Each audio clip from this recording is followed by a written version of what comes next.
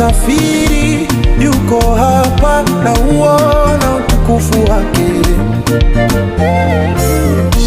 Yesu hajasafiri, yuko hapa na uona